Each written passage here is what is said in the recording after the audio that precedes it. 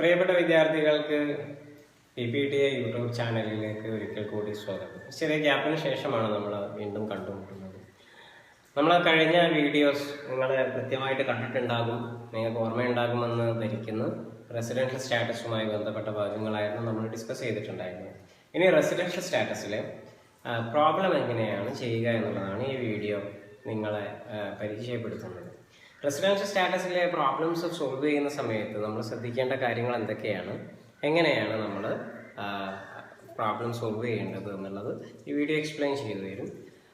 നിങ്ങൾ ശ്രദ്ധിക്കേണ്ട കാര്യം, ഒരു പേനയും പേപ്പറും നിങ്ങളുടെ കയ്യിൽ ഉണ്ടായിരിക്കണം. ഞാൻ ചെയ്യുന്ന പ്രോബ്ലംസ് നിങ്ങൾ കൂടി ചെയ്യുക.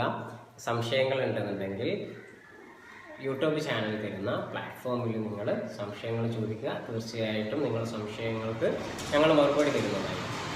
നമ്മൾ രണ്ട് ഭാഗങ്ങളായിരുന്നു കഴിഞ്ഞ വീഡിയോയിൽ ഡിസ്കസ് ചെയ്തിട്ടുണ്ടായിരുന്നു. ഒന്ന് റെസിഡൻഷ്യൽ സ്റ്റാറ്റസ് എങ്ങനെയാണ് ഫൈൻഡ് ഔട്ട് ചെയ്യുക എന്നുള്ളതും അതിൻ്റെ കണ്ടീഷൻസ് എന്തൊക്കെയാണെന്നുള്ളതും, രണ്ടാമത്തത് റെസിഡൻഷ്യൽ സ്റ്റാറ്റസിൻ്റെ ടാക്സ് ലയബിലിറ്റി എങ്ങനെയാണ് കാൽക്കുലേറ്റ് ചെയ്യുക എന്നുള്ളത്.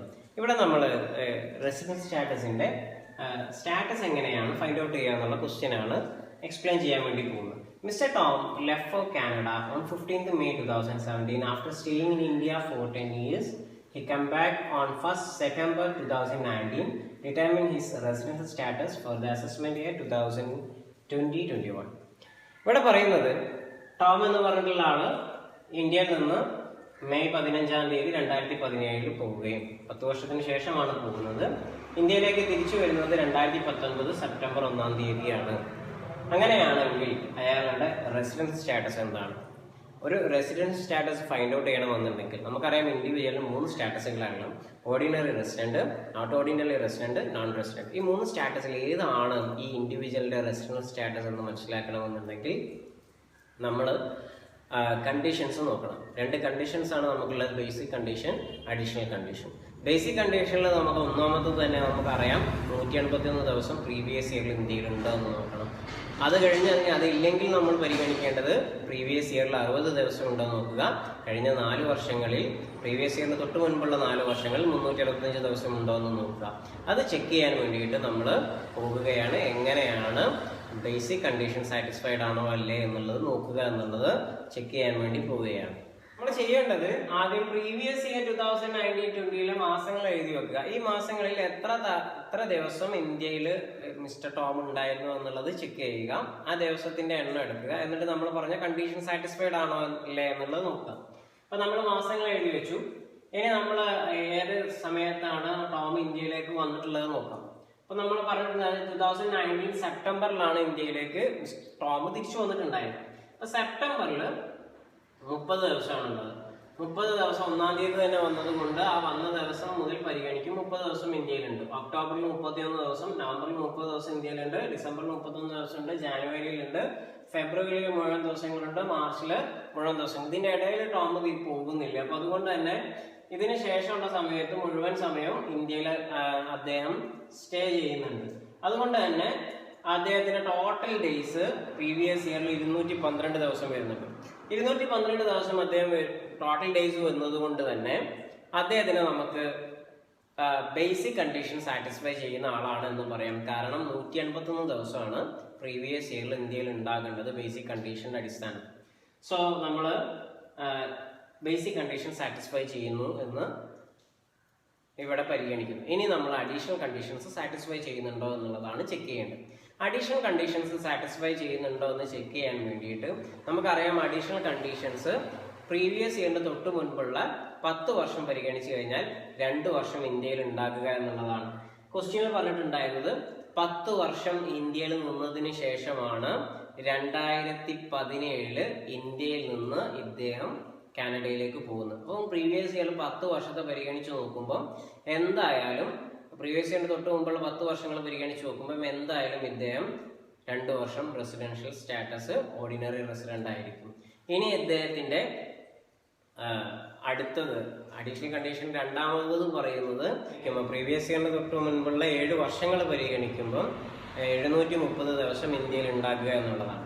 അങ്ങനെ 730 ദിവസം ഇന്ത്യയിൽ ഉണ്ടാകുമോ എന്ന് നമ്മൾ ചെക്ക് ചെയ്യേണ്ടതുണ്ട്. പക്ഷേ ഈ ക്വസ്റ്റ്യൻ നമുക്ക് അതിന്റെ ആവശ്യമില്ല. കാരണം 10 വർഷം ഇന്ത്യയിൽ 2017 മുമ്പുള്ള 10 വർഷം ഇന്ത്യയിൽ സ്ഥിരമായിട്ടുണ്ടായിരുന്ന ആളാണ് ടോം. അപ്പൊ അതുകൊണ്ട് തന്നെ പ്രീവിയസ് ഇയറിന് തൊട്ട് മുമ്പുള്ള 7 വർഷം പരിഗണിക്കുമ്പോൾ സ്വാഭാവികമായിട്ടും 730 ദിവസം ഇന്ത്യയിൽ ഉണ്ടാകും. അപ്പൊ അതുകൊണ്ട് തന്നെ അഡീഷണൽ കണ്ടീഷൻ സാറ്റിസ്ഫൈ ചെയ്യുന്നു എന്ന് നമുക്ക് പറയാം. അങ്ങനെയാണെങ്കിൽ ബേസിക് കണ്ടീഷനും സാറ്റിസ്ഫൈ ചെയ്യുന്നുണ്ട്, അഡീഷണൽ കണ്ടീഷനും സാറ്റിസ്ഫൈ ചെയ്യുന്നുണ്ട്. അങ്ങനെയാണെങ്കിൽ മിസ്റ്റർ ടോമിന്റെ റെസിഡൻഷ്യൽ സ്റ്റാറ്റസ് ഓർഡിനറി റെസിഡന്റ് ആണ് എന്ന് പറയാൻ വേണ്ടി പറ്റും. സോ നിങ്ങൾ ആൻസർ എഴുതുന്ന സമയത്ത് ഇങ്ങനെ എഴുതി വെക്കുക. അപ്പൊ നമുക്ക് ആൻസർ ഇങ്ങനെ എഴുതാം. Mister Tom was in India during the previous year 2019-20 for 12 days. Hence he satisfied basic condition. നമ്മൾ നേരത്തെ പറഞ്ഞത് തന്നെ 2019-2020 വർഷത്തിൽ 212 ദിവസം ഇന്ത്യയിൽ ഉണ്ടായതുകൊണ്ട് തന്നെ ബേസിക് കണ്ടീഷൻ സാറ്റിസ്ഫൈ ചെയ്യുന്നു. He left in India 2017 after staying in India for 10 years. Hence he satisfied both the additional condition. നമ്മൾ നേരത്തെ പറഞ്ഞു ഇന്ത്യയിൽ 10 വർഷം 2017 മുമ്പ് ഉണ്ടായതുകൊണ്ട് അദ്ദേഹം അഡീഷണൽ കണ്ടീഷൻ രണ്ടും സാറ്റിസ്ഫൈ ചെയ്യും.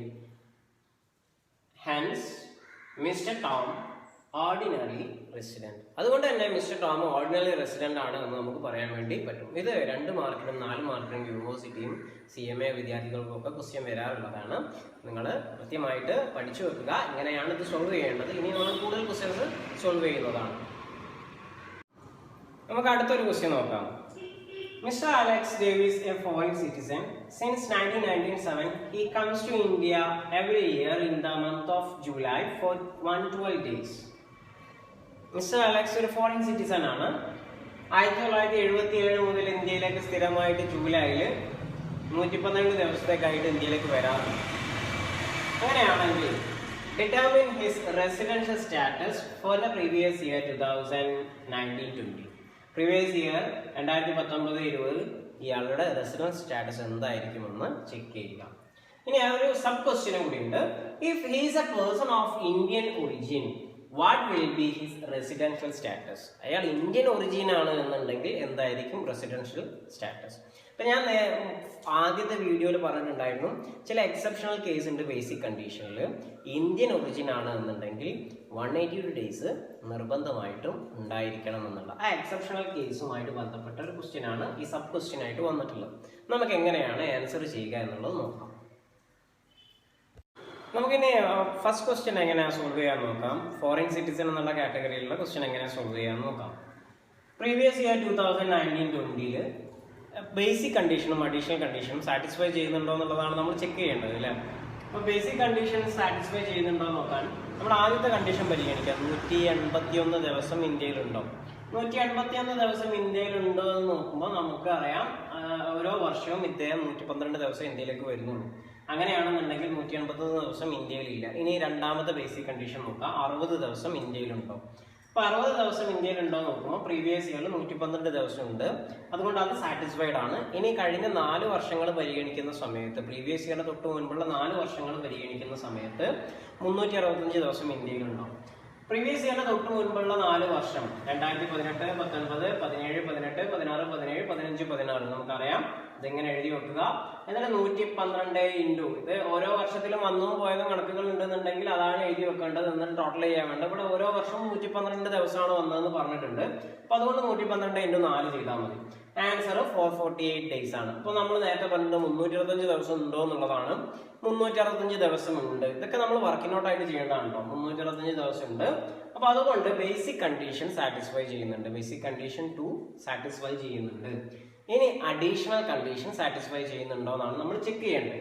അഡീഷണൽ കണ്ടീഷൻ നമുക്കറിയാം 10 വർഷം പരിശോധിക്കുന്ന സമയത്ത് അയാൾ 2 വർഷമെങ്കിലും റെസിഡന്റ് ആകണം. സ്വാഭാവികമായിട്ടും 112 ദിവസം വെച്ച് വരുന്നത് കൊണ്ട് 10 വർഷം പരിഗണിക്കുമ്പോൾ അയാള് 2 വർഷം എന്തായാലും റെസിഡന്റ് ആയിരിക്കുമെന്ന് നമുക്ക് പറയാൻ വേണ്ടി പറ്റും.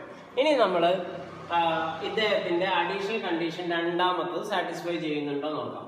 രണ്ടാമത്തെ സാറ്റിസ്ഫൈ ചെയ്യണമെന്നുണ്ടെങ്കിൽ പ്രീവിയസ് ഇയറിന്റെ തൊട്ട് മുൻപുള്ള ഞാൻ പ്രീവിയസ് ഇയറിന്റെ തൊട്ട് മുൻപ് മുൻപുള്ള 10 വർഷങ്ങൾ ഇവിടെ എഴുതിയിട്ടുണ്ട്. ഈ 10 വർഷങ്ങളിലും വന്നതും പോയതും കണക്കുകളാണ് ക്വസ്റ്റ്യൻ തന്നത് എന്നുണ്ടെങ്കിൽ അതാണ് രേഖപ്പെടുത്തുന്നത്. ഇപ്പോൾ ഇവിടെ 112 ദിവസം എല്ലാ വർഷവും വരുന്നു എന്നുള്ളത് കൊണ്ട് നമുക്ക് എളുപ്പത്തിൽ ആൻസർ ചെയ്യാൻ വേണ്ടി പറ്റും. അല്ല, ചില ക്വസ്റ്റ്യൻസിൽ ചില വർഷങ്ങളിൽ വന്നു പോയി എന്നൊക്കെ പറഞ്ഞിട്ടായിരിക്കും ഉണ്ടാവുക. അങ്ങനെയുള്ള സമയത്ത് നമ്മൾ ഓരോ വർഷത്തിലും സ്റ്റേ ചെയ്തിട്ടുള്ള ഡേറ്റ് എണ്ണം എത്രയാണോ അതാണ് നമ്മളിവിടെ രേഖപ്പെടുത്തേണ്ടത്. ഇനി നമ്മൾ 7 വർഷത്തിലുള്ളത് കാൽക്കുലേഷൻ ചെയ്യുന്നു. 7 വർഷത്തിൽ ഇദ്ദേഹം 112 ദിവസം വെച്ചിട്ട് എല്ലാ വർഷവും വന്നിട്ടുണ്ട്. അപ്പൊ അതിന്റെ അടിസ്ഥാനത്തിൽ നമ്മൾ കാൽക്കുലേറ്റ് ചെയ്യുമ്പോൾ നമുക്കറിയാം ഇത് 800-നടുത്തായിരിക്കും നമുക്ക് ആൻസർ കിട്ടുക. 800 ഡേയ്സ്. ഇപ്പൊ 800 ഡേയ്സ് വരുന്നത് കൊണ്ട് തന്നെ 730 എന്നുള്ളത് സാറ്റിസ്ഫൈ ചെയ്യുന്നുണ്ട്. 730 ഡേയ്സ് എന്നുള്ളത് സാറ്റിസ്ഫൈ ചെയ്യുന്നുണ്ട്. 7 × 112 എക്സാക്ട് 800 അല്ല, 800-ന് അടുത്ത് വരും. ഒരു 780 ഒക്കെ 784 ഒക്കെ ആയിരിക്കും വരിക. 784 ഡേയ്സ് ആയിരിക്കും. അപ്പോൾ 730 ദിവസം സാറ്റിസ്ഫൈ ചെയ്യുന്നത് അഡീഷണൽ കണ്ടീഷൻ 2ഉം സാറ്റിസ്ഫൈ ചെയ്യുന്നത്. അതിന്റെ അടിസ്ഥാനം നമുക്ക് പറയാം ബേസിക് കണ്ടീഷനും അഡീഷണൽ കണ്ടീഷൻ രണ്ടും സാറ്റിസ്ഫൈ ചെയ്യുന്നത് കൊണ്ട് തന്നെ ഇയാള് ഓർഡിനറി റെസിഡന്റ് ആണ് എന്ന് പറയാൻ വേണ്ടി പറ്റും. അപ്പൊ ഇതിന്റെ ആൻസർ വരേണ്ടത് ഇങ്ങനെയാണ്. നമ്മൾ ആദ്യത്തെ ക്വസ്റ്റിന്റെ ആൻസർ വരേണ്ടത് ഇങ്ങനെയാണ്. ഈ സാറ്റിസ്ഫൈ സെക്കൻഡ് ബേസിക് കണ്ടീഷൻ നമ്മൾ നേരത്തെ വർക്കിംഗ് നോട്ടിൽ കാണിച്ചിട്ടുണ്ട്. സെക്കൻഡ് ബേസിക് കണ്ടീഷൻ സാറ്റിസ്ഫൈ ചെയ്തിട്ടുണ്ട് എന്നുള്ളത്. And he also satisfy both additional conditions. So mister Alex is resident in India. നമുക്ക് അപ്പം പറയാൻ വേണ്ടി പറ്റും മിസ്റ്റർ അലക്സ് ഇന്ത്യയിൽ റെസിഡന്റ് ആണ് എന്നുള്ളത്. മിസ്റ്റർ അലക്സ് എന്നുള്ളത് ഫോറിൻ പേഴ്സൺ ആണ് എന്നുണ്ടെങ്കിൽ കൂടിയും ഇന്ത്യയിൽ റെസിഡന്റ് ആകണമെന്നുണ്ടെങ്കിൽ ഇന്ത്യയിൽ താമസം മാത്രം മതി എന്ന് ഓർത്തു വെക്കുക. നമുക്കിനി നമ്മുടെ ഉപചോദ്യം എങ്ങനെയാണ് സോൾവ് ചെയ്യാന്ന് നോക്കാം. രണ്ടാമത്തെ ചോദ്യത്തിൽ പറയുന്നത് ഇന്ത്യൻ സിറ്റിസൺ ആയിട്ടുള്ള അല്ലെങ്കിൽ ഇന്ത്യൻ ഒറിജിൻ ആയിട്ടുള്ള വിദേശത്ത് താമസിക്കുന്ന ആളെ കുറിച്ചിട്ടാണ്. അങ്ങനെ ഇന്ത്യൻ ഒറിജിൻ ആയിട്ട് വിദേശത്ത് താമസിക്കുന്ന ആളാണെന്നുണ്ടെങ്കിൽ അദ്ദേഹം 182 ദിവസം ഇന്ത്യയിൽ ഉണ്ടാവുക എന്നുള്ളത് നിർബന്ധമാണ്. ബേസിക് കണ്ടീഷൻ സാറ്റിസ്ഫൈ ചെയ്യണമെന്നുണ്ടെങ്കിൽ ബേസിക് കണ്ടീഷനിലെ രണ്ടാമത്തെ 60 ഡേയ്സ് എന്നുള്ളത് അദ്ദേഹത്തിന് അവൈലബിൾ അല്ല. 182 ദിവസം എന്തായാലും ഇന്ത്യയിൽ ഉണ്ടാകണം, റെസിഡന്റ് ആകണം എന്നുണ്ടെങ്കിൽ. സോ അങ്ങനെ നോക്കുന്ന സമയത്ത് is in India only for 112 days. Previous ഇയറിൽ 2019-2020 എല്ലാ വർഷങ്ങളെയും പോലെ 112 ദിവസം അയാൾ ഇന്ത്യയിലുള്ളൂ. അതുകൊണ്ട് തന്നെ ബേസിക് കണ്ടീഷൻ അയാൾ സാറ്റിസ്ഫൈ ചെയ്യുന്നില്ല. അപ്പോൾ അയാളെ സംബന്ധിച്ചിടത്തോളം അയാളൊരു നോൺ റെസിഡന്റ് കാറ്റഗറിയിലേക്കായിരിക്കും പോവുക. നമുക്ക് എങ്ങനെയാണ് ആൻസർ എഴുതുക എന്ന് നോക്കാം. Is in India only for 112 days. Is an Indian origin. He should be in India for 182 days in the previous year to satisfy basic condition. So he fails to satisfy basic condition. Hence he is non-resident. ഇങ്ങനെ എഴുതി കഴിഞ്ഞാൽ ഇതിന്റെ ആൻസറായി. ഇങ്ങനെ പൂർണ്ണമായിട്ടും ഇങ്ങനെ തന്നെ ആയിക്കോണമെന്നില്ല. നിങ്ങൾ ഈ മെസ്സേജ് കൃത്യമായിട്ട് കൺവേ ചെയ്താൽ മാത്രം മതിയാകും. ഇന്ന കാരണം കൊണ്ടാണ് ഇയാൾ നോൺ റെസിഡന്റ് എന്നുള്ള കാറ്റഗറിയിലേക്ക് പോകുന്നത് എന്നുള്ളത് കൃത്യമായിട്ട് നിങ്ങൾ കൺക്ലൂഡ് ചെയ്താൽ മതിയാകും. അപ്പം നമുക്ക് ഇനി നെക്സ്റ്റ് റെസിഡൻഷ്യൽ സ്റ്റാറ്റസുമായിട്ട് ബന്ധപ്പെട്ട സ്കോപ്പ് ഓഫ് റെസിഡൻഷ്യൽ സ്റ്റാറ്റസ് എന്നുള്ള ഭാഗത്തിലെ ചോദ്യങ്ങൾ എങ്ങനെയാണ് ചെയ്യുക എന്നുള്ളത് നോക്കാം. ഇതിൽ നിങ്ങൾ ഒരുപാട് ചോദ്യങ്ങൾ ചെയ്തു നോക്കുക. ഈ ക്വസ്റ്റ്യനിൽ നിങ്ങൾ ഒരുപാട് ചോദ്യങ്ങൾ ചെയ്തു നോക്കുക. ഇതിനെ മാതൃകയാക്കി കൊണ്ട് ഒരുപാട് ചോദ്യങ്ങൾ നിങ്ങൾക്ക് ചെയ്യാൻ വേണ്ടി പറ്റും. അത് ചെയ്തിട്ട് ക്വസ്റ്റ്യൻസ് ഉണ്ടാകും, സംശയങ്ങൾ എന്നോട് ചോദിക്കുക. തീർച്ചയായിട്ടും നമുക്ക് അവസരം കിട്ടുന്ന സമയത്ത് സംശയങ്ങൾ സൊല്യൂഷൻസ് നൽകാവുന്നതാണ്. ടാക്സസ് ലാബിലിറ്റിയുമായി ബന്ധപ്പെട്ട ക്വസ്റ്റ്യൻസ് ചെയ്യുന്ന സമയത്ത് റെസിഡൻഷ്യൽ സ്റ്റാറ്റസിലെ ടാക്സ് ലാബിലിറ്റിയുമായി ബന്ധപ്പെട്ട ക്വസ്റ്റ്യൻസ് ചെയ്യുന്ന സമയത്ത് നമ്മൾ അറിഞ്ഞിരിക്കേണ്ട ചില ബേസിക് ആയിട്ടുള്ള കാര്യങ്ങളുണ്ട്. നമ്മൾ പഠിച്ചിട്ടുള്ളതല്ല, എന്നാലും നമ്മൾ അറിയേണ്ട ചില കാര്യങ്ങളാണ്. ചില ഇൻകം എല്ലാം, ചില വരുമാനങ്ങളെല്ലാം കംപ്ലീറ്റ്ലി എക്സംപ്റ്റഡ് ആണ്, ടാക്സബിൾ അല്ല. അങ്ങനെയുള്ള വരുമാനങ്ങളെ നമ്മളൊന്ന് പരിചയപ്പെട്ടു വെക്കുന്നത് നന്നായിരിക്കും. അങ്ങനെയുള്ള വരുമാനങ്ങളിൽ പെട്ടതാണ് dividend received from an Indian company. ഒരു ഇന്ത്യൻ കമ്പനിയിൽ നിന്ന് കിട്ടിയിട്ടുള്ള ഡിവിഡൻഡ് എക്സംപ്റ്റഡ് ആണ്, നമ്മൾ വരുമാനത്തിലേക്ക് ചേർക്കേണ്ടതില്ല. അപ്പം ഇത് ടാക്സബിൾ ആണോ എന്ന് ചോദിച്ച് നമുക്ക് ക്വസ്റ്റ്യൻസ് വന്നേക്കാം. അപ്പം അങ്ങനെയുള്ള സാധനങ്ങൾ എക്സംപ്റ്റഡ് എന്നാണ് നമ്മൾ എഴുതേണ്ടത്. Next one agricultural income in India.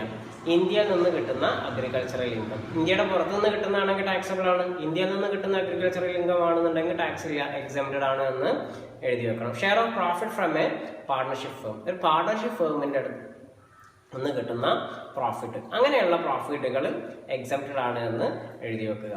അടുത്തത് share of profit from HUF, Hindu undivided ഫാമിലിയിൽ നിന്ന് കിട്ടുന്ന വരുമാനം എക്സംപ്റ്റഡ് ആണ് എന്ന് എഴുതി വെക്കുക. Interest on post office saving bank account, post office saving bank അക്കൗണ്ടിൽ നിന്ന് കിട്ടുന്ന വരുമാനവും എക്സംപ്റ്റഡ് ആണ്.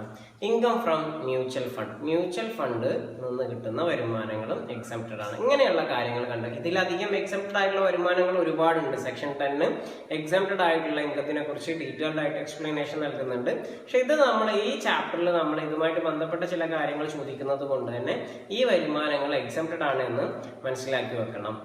ഇനി നമ്മൾ ഇത് എങ്ങനെയാണ് പ്രോബ്ലം സോൾവ് ചെയ്യുക എന്നുള്ളതിന്റെ തിയറി പാർട്ട് കഴിഞ്ഞ വീഡിയോയിൽ എക്സ്പ്ലെയിൻ ചെയ്തിട്ടുണ്ട്.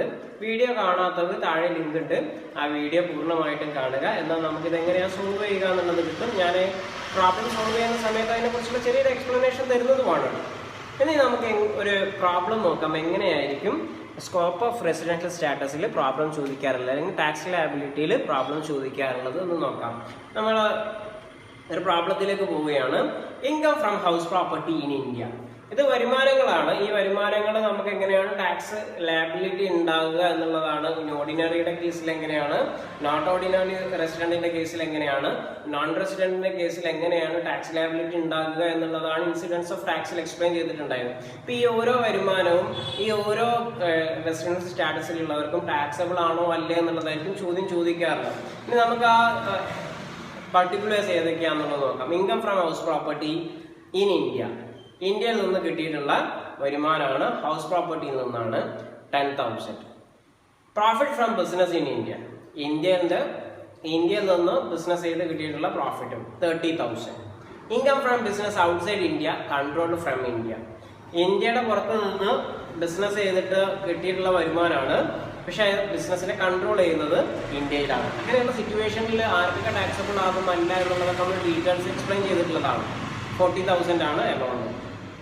Interest on debentures in India, ഇന്ത്യയിൽ നിന്ന് കിട്ടിയിട്ടുള്ള ഡിബെഞ്ചേഴ്സിന്റെ വരുമാനം. Next one, income from agriculture in England 12,000.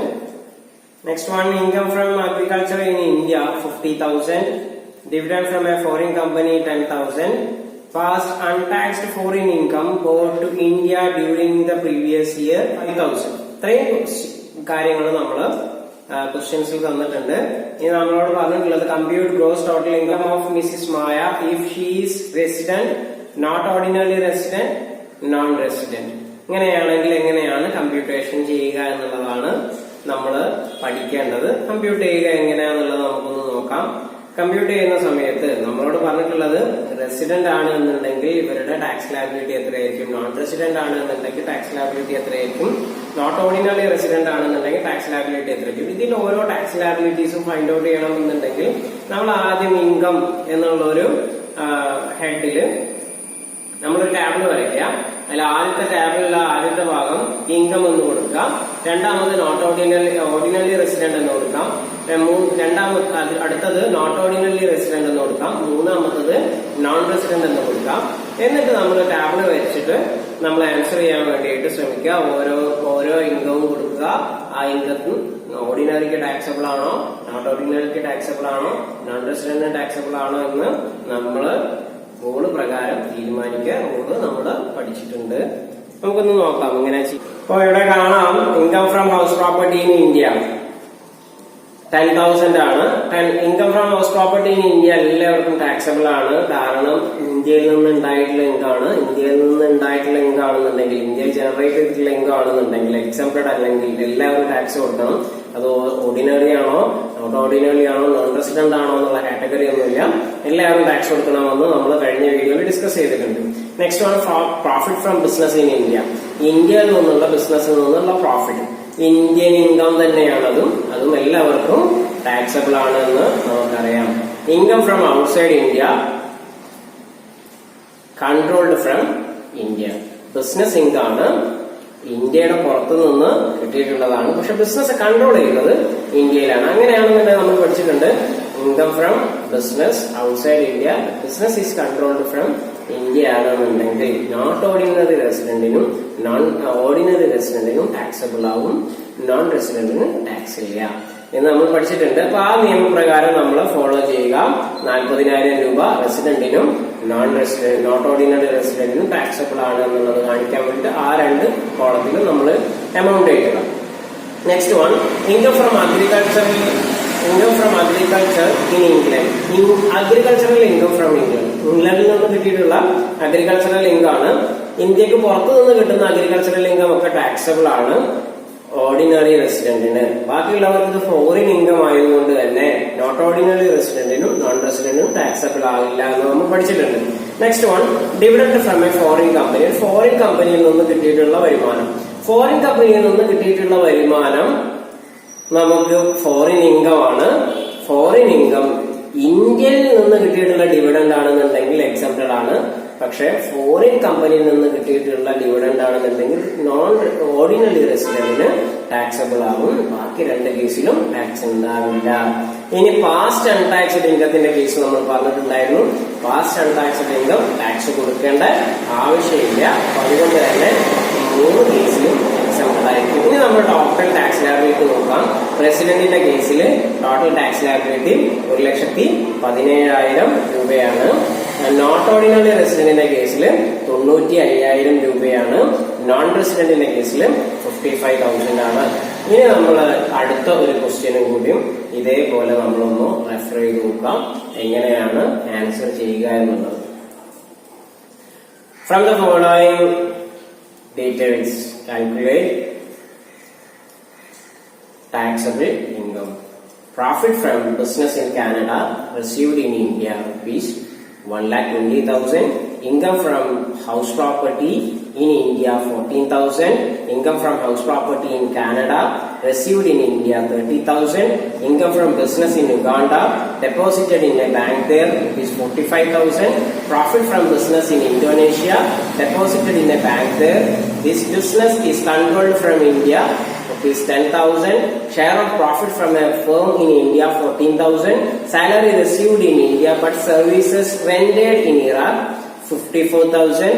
Income from business in India controlled from Bangladesh rupees 43,000. Compute total income if he is resident, not ordinary resident, non-resident. ഇതാണ് question. ഇങ്ങനെ ഒരു question കണ്ടു കഴിഞ്ഞാൽ നമ്മൾ നേരത്തെ സോൾവ് ചെയ്തതുപോലെ തന്നെയാണ് ചെയ്യേണ്ടത്. നമുക്ക് 3-4 കോളം വരയ്ക്കുക. ഇൻകം എന്നുള്ളൊരു column, ordinary resident, non resident, not ordinary resident, non resident. ഇനി എന്നിട്ട് നമ്മൾ ഓരോ ഇൻകവും ചെയ്യുക. അത് ഓരോ കേസിലും ടാക്സബിൾ ആണെന്നുണ്ടെങ്കിൽ ആ കേസിൽ രേഖപ്പെടുത്തുക. നമ്മൾ ഇത് രേഖപ്പെടുത്താൻ വേണ്ടി ഉപയോഗിക്കേണ്ട റൂള് കഴിഞ്ഞ വീഡിയോയിൽ പറഞ്ഞിട്ടുണ്ട്. ഞാൻ വീണ്ടും ആവർത്തിക്കുന്നില്ല. ഓരോ കേസും നമുക്കൊന്ന് പരിശോധിക്കാം. നിങ്ങൾ ആൻസർ ചെയ്യാൻ ശ്രമിച്ചതിന് ശേഷം മാത്രം തുടർന്നുള്ള വീഡിയോസ് കാണുന്നതായിരിക്കും best. Profit from business in Canada received in India. കാനഡയിൽ നിന്നുള്ള ബിസിനസ്സിൽ നിന്ന് കിട്ടിയുള്ള പ്രോഫിറ്റ് ആണ്, പക്ഷെ ഇന്ത്യയിൽ റിസീവ് ചെയ്തതാണ്. നമ്മൾ നേരത്തെ പറഞ്ഞിട്ടുണ്ട് ഇന്ത്യയിൽ റിസീവ് ചെയ്തതാണ് എന്നുണ്ടെങ്കിൽ ബിസിനസ് ഇൻകം ആണ്, ഇന്ത്യൻ ഇൻകം ആണ്. ഇന്ത്യൻ ഇൻകം ആയതുകൊണ്ട് തന്നെ ടാക്സബിൾ ആണ്, എല്ലാവർക്കും ടാക്സബിൾ ആണ്. Next one, income from house property in India. ഇന്ത്യയിൽ നിന്ന് കിട്ടിയിട്ടുള്ള ഹൗസ് പ്രോപ്പർട്ടിയിലെ വരുമാനം ഇന്ത്യൻ ഇൻകം ആണ്, എല്ലാ കേസിലും ടാക്സബിൾ ആകും. Income from property in Canada received in India. ഇന്ത്യയിൽ റിസീവ് ചെയ്തതാണ്, പ്രോപ്പർട്ടി ഇരിക്കുന്ന കാനഡയിൽ. ഇന്ത്യയിൽ റിസീവ് ചെയ്ത് കഴിഞ്ഞാൽ നമുക്കറിയാം ഇന്ത്യൻ ഇൻകം ആയിട്ട് പരിഗണിക്കും, എല്ലാവർക്കും ടാക്സബിൾ ആണ്. ഇവിടെ അങ്ങനെ തന്നെയാണ് പരിഗണിച്ചിട്ടുള്ളത്. Next one, income from business in Uganda deposited in a bank there. ഉഗാണ്ടയിൽ നിന്ന് കിട്ടിയിട്ടുള്ള ബിസിനസ്സിൽ നിന്നുള്ള വരുമാനമാണ്, അവിടെ തന്നെയാണ് ഡെപ്പോസിറ്റ് ചെയ്തതും. ഫോറിൻ ഇൻകം ആണ്, ഓർഡിനറി റെസിഡന്റിന് മാത്രമേ ടാക്സ് കൊടുക്കേണ്ടതുള്ളൂ. നമുക്കറിയാം rule. Profit from business in Indonesia deposited in a bank. ഇവിടെ ഡെപ്പോസിറ്റ് ചെയ്തൊന്നും നോക്കണ്ട, നമുക്ക് ഇവിടുന്ന് റിസീവ് ചെയ്തതു, എവിടെയാണ് അക്രൂ ചെയ്തത്, എവിടുന്ന ജനറേറ്റ് ചെയ്തത് എന്നുള്ളത് മാത്രം നോക്കിയാൽ മതി. This business is controlled from India. Business control ചെയ്യുന്നത് ഇന്ത്യയിൽ നിന്നാണെന്നുണ്ടെങ്കിൽ 2 പേർക്ക് ടാക്സ് ഉണ്ടാവും, 2 കേസസിൽ ടാക്സ് ഉണ്ടാവും. ഒന്ന് ഓർഡിനറി റെസിഡന്റിനും ടാക്സ് ഉണ്ടാവും, നോട്ട് ഓർഡിനറി റെസിഡന്റിനും ടാക്സ് ഉണ്ടാവും. അപ്പൊ 2 കേസിലും നമ്മൾ ടാക്സ് കൊടുക്കുക, എമൗണ്ട് കൊടുക്കുക. Next one, salary received in India. ഇന്ത്യയിൽ നിന്ന് റിസീവ് ചെയ്ത സാലറിയാണ്, but services rendered in Iraq. ഇറാഖിലാണ് സർവീസ് കൊടുത്തത്, പക്ഷെ ഇന്ത്യയിലാണ് സാലറി റിസീവ് ചെയ്തത്. അപ്പൊ ഇന്ത്യൻ ഇൻകം ആയിട്ടാണ് പരിഗണിക്കുക. 54,000 എല്ലാവർക്കും ടാക്സബിൾ ആവും. Income from business in India controlled from Bangladesh. ഇന്ത്യയിൽ നിന്ന് ഇൻകം ഫ്രം ബിസിനസ് ഇൻ ഇന്ത്യയിലത്തെ ബിസിനസ് ആണ്, പക്ഷെ ബിസിനസ് കൺട്രോൾ ചെയ്യുന്നത് ബംഗ്ലാദേശിലാണ്. ഇന്ത്യയിൽ നിന്നുള്ള ബിസിനസ് ആണെന്നുണ്ടെങ്കിൽ ഇന്ത്യൻ ഇൻകം ആണ്, എല്ലാവർക്കും ടാക്സബിൾ ആയിരിക്കും. ഇങ്ങനെ നമ്മൾ ടാക്സ് ലാബിലിറ്റി കൊടുത്തു കഴിഞ്ഞാൽ ടോട്ടൽ ടാക്സ് ലാബിലിറ്റി റെസിഡന്റിന് 4,06,000, നോട്ട് ഓർഡിനറി റെസിഡന്റിന് 3,61,000, നോൺ റെസിഡന്റ് 2,61,000 ആയിരിക്കും. ഇനി നമ്മൾ കൂടുതൽ ക്വസ്റ്റ്യൻസ് ഇതുമായി ബന്ധപ്പെട്ടത് നിങ്ങൾ ചെയ്തു നോക്കുക. ചെയ്യുമ്പോൾ സംശയങ്ങൾ ഉണ്ടാകാം, സംശയങ്ങൾ നമുക്ക് സോൾവ് ചെയ്യാവുന്നതാണ്. Next question, income from business in Kolkata managed from Brazil. ഈ ക്വസ്റ്റ്യൻ കൂടി നമ്മൾ ഡിസ്കസ് ചെയ്തിട്ട് ഈ വീഡിയോ അവസാനിക്കും. Income from business in Kolkata managed from Brazil ₹1 lakh. Royalty received in Germany ₹50,000. Interest on debentures on Canadian company received in India ₹40,000. Income from business earned in Pakistan ₹1,50,000, which ₹1,15,000 were received in India. Bracket business is controlled from India. Profit from business in Sri Lanka deposited in a bank there ₹40,000, out of which bracket ₹20,000 is remitted to India. Business is controlled from India. Dividend from a domestic company ₹44,000. Pension from a former employer in India received in UK ₹60,000. Share of profit from HUF ₹10,000. Past untaxed income brought to India during the previous year ₹60,000. Compute gross total income of Mr. Arjun Mehta if he is resident, not ordinary resident, non-resident. ഈ കേസിൽ നമ്മൾ tax liability find out ചെയ്യുകയാണ് വേണ്ടത്. നമുക്ക് ഓരോന്നും പരിഗണിച്ചു നോക്കാം. Question നിങ്ങൾക്ക് ക്ലിയർ ആയിട്ട് മനസ്സിലാക്കാൻ വേണ്ടിയിട്ടാണ് ഞാൻ വായിക്കുന്നത്. നമുക്ക് ഓരോന്നും എങ്ങനെയാണ് സോൾവ് ചെയ്യുക എന്നുള്ളത് നോക്കാം. നമ്മൾ നേരത്തെ പറഞ്ഞതുപോലെ തന്നെ നമ്മൾ ടാബിൾ വായിക്കുക, അതിനുശേഷം ഓരോ ഇൻകം എടുക്കുക. First income from business in Kolkata. കൊൽക്കത്തയിലുള്ള ബിസിനസ്സിൽ നിന്ന് കിട്ടിയിട്ടുള്ള വരുമാനമാണ്. ബിസിനസ് മാനേജ് ചെയ്യുന്നത് ഇന്ത്യയുടെ പുറത്താണ്, പക്ഷെ അത് നോക്കേണ്ട ആവശ്യമില്ല, ഇന്ത്യൻ ഇൻകം ആണത്. അപ്പൊ അതുകൊണ്ട് തന്നെ എല്ലാവർക്കും ടാക്സബിൾ ആണ്. Royalty received from Germany. ജർമ്മനിയിൽ നിന്ന് റോയൽറ്റി കിട്ടിയിട്ടുള്ളത് 50,000 രൂപയാണ്. റെസിഡന്റിന് ടാക്സബിൾ ആണ്, നോട്ട് ഓർഡിനറി റെസിഡന്റിനും നോൺ റെസിഡന്റിനും ടാക്സബിൾ ആയിരിക്കില്ല, ഫോറിൻ ഇൻകം ആണ്. അതുകൊണ്ട് ഇൻട്രസ്റ്റ് റിസീവ്ഡ് ഇൻ ഇന്ത്യ. ഇന്ത്യയിൽ നിന്ന് കിട്ടിയിട്ടുള്ള ഇൻട്രസ്റ്റ് ഇന്ത്യൻ ഇൻകം ആണ്, എല്ലാവർക്കും ടാക്സബിൾ ആയിരിക്കും. Income from business in Pakistan. പാകിസ്ഥാനിലെ ബിസിനസ്സിൽ നിന്ന് കിട്ടിയിട്ടുള്ളതാണ്. 1,50,000 രൂപയാണ് കിട്ടിയത്. അതില് 1,15,000 രൂപ ഇന്ത്യയിലാണ് റിസീവ് ചെയ്തത്. 1,15,000 രൂപ ഇന്ത്യൻ ഇൻകം ആണ്, 1,50,000 രൂപ ഫോറിൻ ഇൻകം ആണ്. അങ്ങനെയാണ് 1,50,000 രൂപ ഫോറിൻ ഇൻകം ആണ്, അതിൽ 1,15,000 ഇന്ത്യൻ ഇൻകം ആയിട്ടാണ് പരിഗണിക്കേണ്ടത്, കാരണം റിസീവ്ഡ് ഇൻ ഇന്ത്യ ആണ്. അപ്പൊ അതുകൊണ്ട് തന്നെ റെസിഡന്റിന് 1,50,000 ടാക്സബിൾ ആണ്. കാരണം ഫോറിൻ ഇൻകം ആയാലും ഇന്ത്യൻ ഇൻകം ആയാലും റെസിഡന്റിന് ടാക്സബിൾ ആണ്.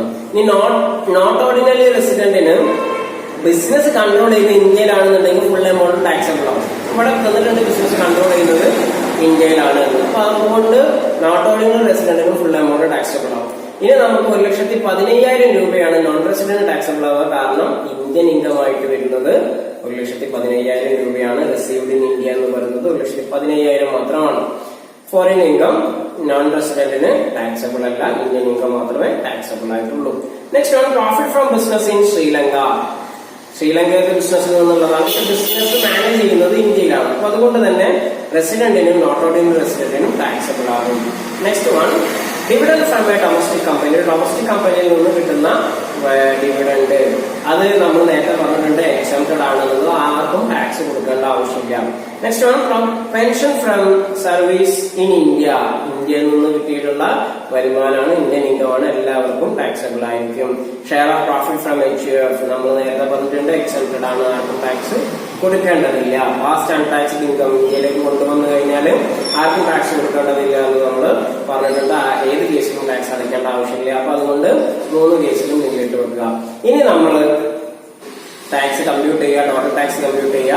റെസിഡന്റ് ആണെന്നുണ്ടെങ്കിൽ 4,40,000, നോട്ട് ഓർഡിനറി റെസിഡന്റ് ആണെന്നുണ്ടെങ്കിൽ 3,90,000, നോൺ റെസിഡന്റ് ആണെന്നുണ്ടെങ്കിൽ 3,15,000 ആയിരിക്കും ആൻസർ. ഇങ്ങനെയാണ് പ്രോബ്ലംസ് സോൾവ് ചെയ്യുക. കൂടുതൽ പ്രോബ്ലംസ് നിങ്ങൾ സൊല്യൂഷൻസിലേക്ക് എത്തിക്കുക. എന്നാൽ നിങ്ങൾക്ക് കൂടുതൽ കാര്യങ്ങൾ മനസ്സിലാവും. ഇതുവരെയുള്ള ഭാഗങ്ങൾ മനസ്സിലായി എന്ന് ഞാൻ പ്രതീക്ഷിക്കുന്നു. സംശയങ്ങളുണ്ടെങ്കിൽ ചോദിക്കാവുന്നതാണ്. നമ്മൾ ക്ലിയർ ചെയ്ത് തരുമെന്നുള്ള ഉറപ്പ് തരികയാണ്. എല്ലാവർക്കും നല്ലൊരു ദിവസം കൂടി നേർന്നുകൊണ്ട് നിർത്തുന്നു.